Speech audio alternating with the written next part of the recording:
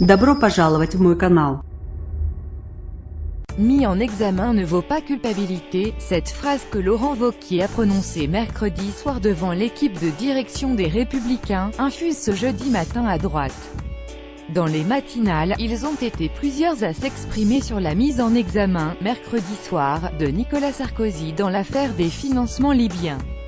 Lire aussi plus grand que Nicolas Sarkozy au centre de nombreux dossiers judiciaires, ce sont des accusations qui sont graves, mais depuis quelques années, et surtout quelques jours, on n'entend qu'une version, celle de Monsieur Takieddine d'intermédiaire libyen, a fait valoir Xavier Bertrand.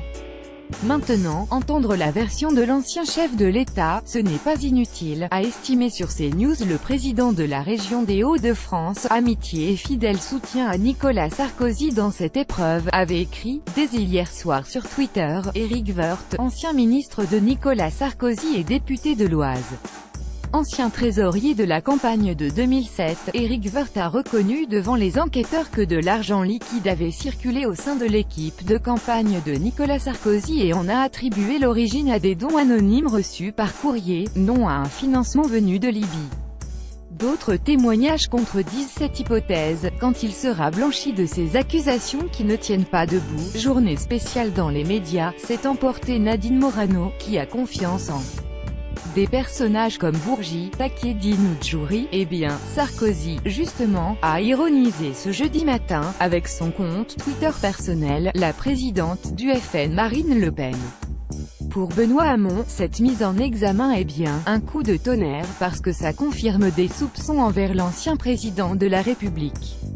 Sur France 2, l'ancien candidat socialiste à la présidentielle, aujourd'hui à la tête de son mouvement, voit quelque chose d'assez dégradant à imaginer qu'un acteur majeur de la vie politique française soit allé quémander des sous à un dictateur étranger pour financer sa campagne. Effet terrible pour l'image de la France. Patrick Kanner, président du groupe socialiste au Sénat, a d'abord refusé de commenter. Mais c'est la troisième mise en examen, avec un champ lourd, recel de financements étrangers, corruption passive et qui est assorti d'un contrôle judiciaire, a fait valoir l'ancien ministre à la ville.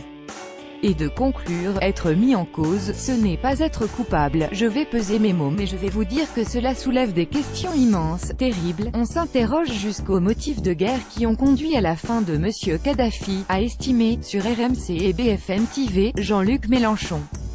Pour le leader et député de la France insoumise, c'est surtout pour l'image de la France que j'ai mal. J'ai beaucoup de peine. Il ne faudrait pas que qui que ce soit s'imagine qu'il puisse se payer un président français. Il a passé la nuit chez lui. Il y a des manifestants qui sont arrêtés pour des peccadilles et qui passent l'intégralité d'une garde à vue pour pratiquement rien. J'en fais pas une maladie, ce qui me choque c'est plutôt ce qu'il a fait, a lancé Éric Coquerel, député La France insoumise sur Public Sénat.